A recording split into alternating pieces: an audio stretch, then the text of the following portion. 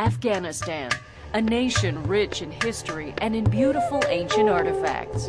But in the last 3 decades, war has devastated this country, and many of its treasures have been lost or destroyed.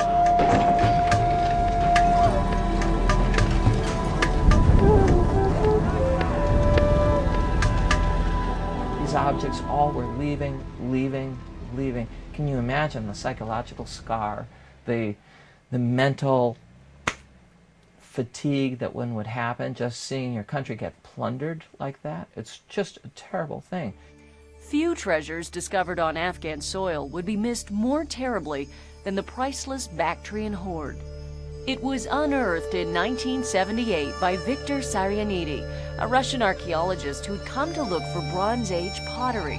What he found instead was a royal nomad family's hidden tombs filled with gold. Второе погребение. Когда мы нашли, потом начали третье погребение, я стал себя спрашивать, неужели я, маленький мальчик вот из Ташкента, который по рыкам бегал там, неужели это мне так повезло, что мировое золото пришло ко мне в руки? In all, Saryanidi unearthed more than 20,000 golden artifacts dating back 2,000 years. It was one of the most extraordinary archaeological finds ever made. But there was little time to savor the discovery. The Soviet invasion was imminent, and 3 decades of invasions and armed conflict were about to erupt. The excavation team rapidly recovered as many of the gold objects as they could and delivered the gold to the National Museum in Kabul.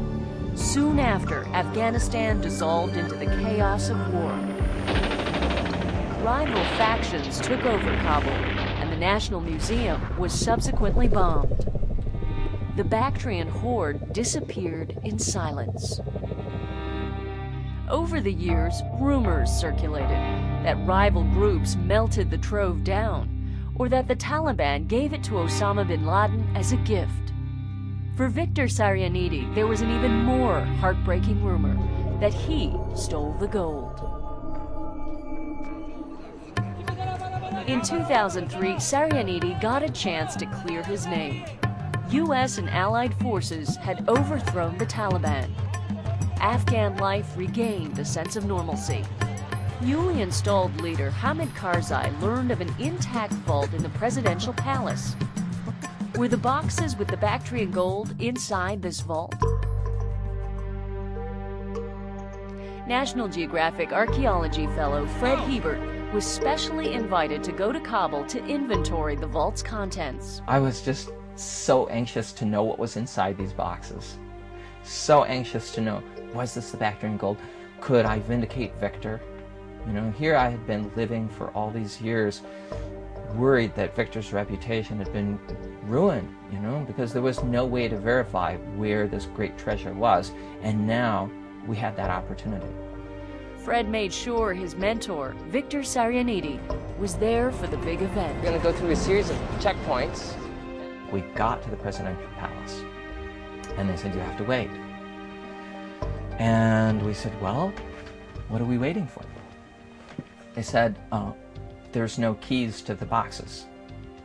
We said, there are no keys to the boxes. They said, yes, the keys are with the key holders, and the key holders are gone. The key holders, they're called talwadars, are the keepers of the treasures of Afghanistan. And in this particular case, the key holders were gone, and without the key holders, nobody in the country had the right to open the boxes. Who the key holders were has never been revealed publicly. So President Karzai had to issue a decree authorizing the Attorney General to open the boxes.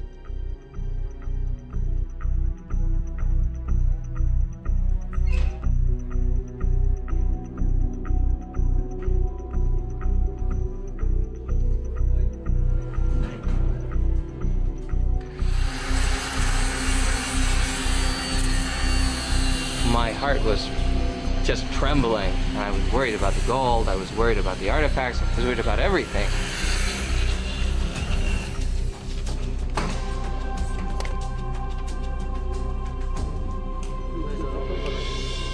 After being hidden for a generation, there it was. The first piece. a golden florid hairpin Dr. Sarianidi pulled from the earth years ago.